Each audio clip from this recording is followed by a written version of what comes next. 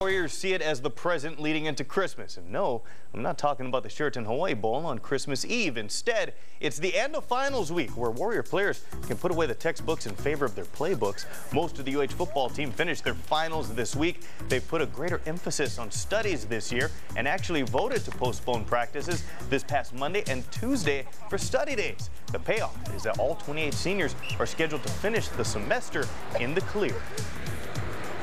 It feels great. You know, it feels real good. Worked hard all semester, try to stay focused in school. That's most important to get my degree and stuff. And but to be done, it feels real good. Now I can just focus on football and focus on this bowl game. I have one more final to go, and it's Hawaiian medicine, so I'm excited. It's good. Hawaiian medicine, what's that going to include?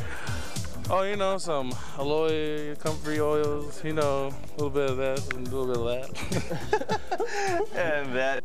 For the first time since their regular season-ending victory over UNLV 12 nights ago, 24th ranked Warrior football team donned the pads at practice this morning, now just 8 days away from a Christmas Eve showdown with Tulsa in the 9th annual Sheraton Hawaii Bowl. Following a week and a half to recover from their 13-game schedule, 10-3 Western Athletic Conference champs say they are recharged for the Golden Hurricane. It felt good to get back out there, you know, after a week off, let the body rest, but it felt good to get back out there and bang a little bit. Yesterday was more of just getting your feet back in, and then today we had the pads, a bit more hitting and stuff, so it was fun. It was good to get back there. Your body's kind of, well, my body's kind of fresh now because we've had, you know, nearly, I don't know, like a week and a half off, so feeling pretty good. Tulsa's 9-3, riding a 6-game win streak. Warriors at 10-3, looking for their 4th Hawaii Bowl title in 9 years. Kickoff on Christmas Eve, set for 3 in the afternoon. 7 days remaining before they face Tulsa in the Sheraton Hawaii Bowl on Christmas Eve.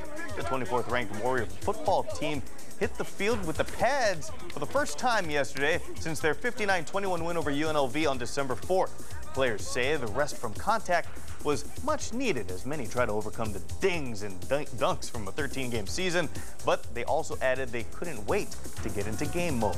Well, it felt kind of weird, you know. 1 week seems a lot, you know. We were just working out last week. We didn't really put on pads and helmets and just catching the ball, but you know, it's definitely I'm definitely glad to be back out here. It feels good actually to put the pads back on, go out there, compete with the defense. And it was a long practice, and Coach emphasized that we're going to go out there and practice hard because we got a game to win. So. Don't forget, for a complete look ahead to the Sheraton Hawaii Bowl on Christmas Eve, tune into the Coach Max Show special Return to Glory Monday night at 6:35 p.m. only on KGMB. You know, there's nothing more exciting in football than a touchdown. What happens immediately after that is typically an afterthought. Over the last 2 years, UH kicker Scott Enos and long snapper Luke Ingram have run it to perfection. For the most part, a place kicker in football usually goes unnoticed, unless a kick is missed. No angle. For the last 2 years, Scott Enos has been the afterthought to 100 touchdowns scored by the Warriors. And while most fans continue to celebrate, Enos has been perfect in points after touchdowns. That's 100 up, 100 down. You got to have that extra point. You never know when it's going to come down to that. So I'm very fortunate to have a very good snapper and a very good holder. It's almost like kicking off a tee, you know. It's like the ball's going to be there every time. It's operation, you know. We're not a machine, but you know, we want to perform like one. And Scott's a great kicker. In 2 years, Luke Ingram and Enos have combined for more consecutive successful PATs than any other duo in school history. It also shattered the record of kicking great Jason Elam, who made 92 straight. The record is a source of pride for Ingram. It's definitely something I'm gonna brag about to my brother, for sure. Jake, you know, he's never done that. So I actually knew, I knew when I was gonna kick it, and I went out there, and when I put it through, it was just a great feeling, you know. And to end the season 100 for 100, you know, that was kind of cool too. It's just a huge thing to be a part of, and good luck to all you younger guys, because I don't think none of you are going to break it. So the journey to the century mark has been a long one for Enos. Specialists are often isolated during games and practices. So when they deal with obstacles like doubt or injuries, it's usually a battle between oneself. Enos has been bothered by arthritis in his back since the preseason. It's been kind of hard to, you know, get out here and do what I do and kick, you know, so I've been trying to find ways around that, and I found out that working with a resistance band and like doing balance drills is helping me out. So really, like I said, it's all about getting better every day. It's hard to keep yourself motivated, you know, so when you don't have a coach yelling at you, because we have a special teams coach, but we don't really have a positions coach with us all the time. You know, when we're on the sideline, even as far as a game, you got to be snapping, you got to be kicking, you know, you got to be stretching. Those are the things that help us run on in confidence. But the mental battle on the sideline wages even further than just in the mind of a specialist. As a kicker, I just try to stay as busy as possible. You know, if you find yourself standing around, your teammates might see you over there and, you know, might think you're lazy and not have a lot of confidence in you. So Enos and crew aren't done building up that record. They'll have a chance to add on to it when they face Tulsa in the Sheraton Hawaii Bowl. Don't forget, for a complete look ahead to that Christmas Eve game, tune into the Coach Mac Show special, Return to Glory. That's Monday night at 6:35 p.m. only on KGMB. Mike Cherry, Hawaii News Now. Total of 22 student athletes, including 8 UH football players, walked the line today at the University of Hawaii's fall commencement ceremonies, joining All-American Greg Salas and company, former UH standouts Blaze Suarez, Joshua Rice, and Adam Leonard. All 28 2010 Warriors seniors are on pace to graduate this school year. How's it going, everybody? With graduation now in the books, 24th ranked Warrior football team enjoying their final day off before the season-ending Hawaii Bowl against Tulsa on Christmas Eve.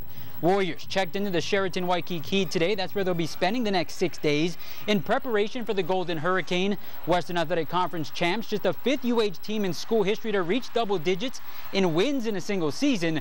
But according to all-WAC defensive tackle Kaniala Tuipolotu, 2010 Warrior legacy will be on the line in Halava. Oh, I mean, this is going to probably define our season, you know. All those wins and ending with a loss, it's really not going to mean much on our season because that's what we're going to remember for. Great season, all, but they lost their bowl game against another top team. So we need to finish strong and get this victory. You know, going into the off season with momentum and help us our recruiting, you know, it'll be huge for us. You know, just end the season the way we've been playing the whole year, playing strong, playing fast. And if we do that, I don't think there should be any reason why not. We should get this victory. Warriors and Golden Hurricane reuniting an old conference rivalry. Tulsa played in the WAC from '99 to 2004, with Hawaii going 4-2 in that span. Kickoff on Christmas Eve, set for 3 in the afternoon. How's it going, everybody? First of 5 final practices in preparation for the Christmas Eve Sheraton Hawaii Bowl against Tulsa took place this morning for the 24th ranked Warrior football team, and the 2010 Western Athletic Conference champs battled the elements. Heavy mono rains drenched the TC Ching field for the entire 2-hour practice, but according to junior quarterback Bryant Moniz, despite the weather outside being frightful, practice was so delightful. The rain actually lifted our intensity for practice.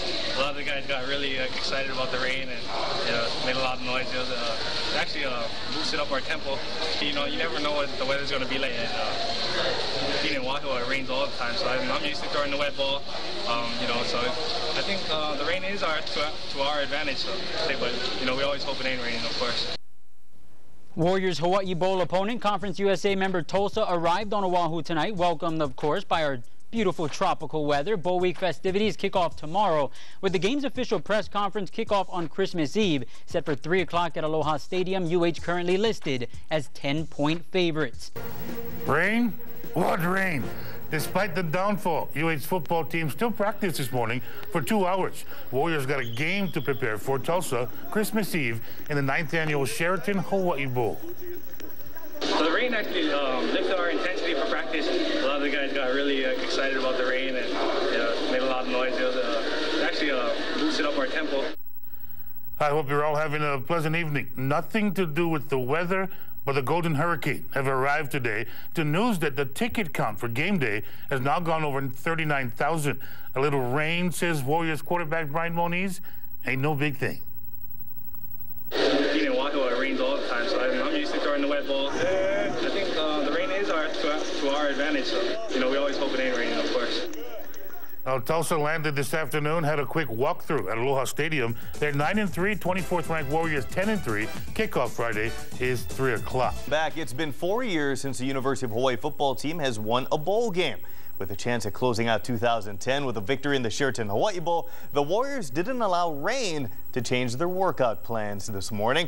And it wasn't just a little bit of rain. The Warriors field, like most of Oahu, was drenched. Hawaii finished the regular season with a 10-3 mark and a share of the WAC title, but they've only turned in about a week's worth of on-the-field practice since their December 4th game against UNLV.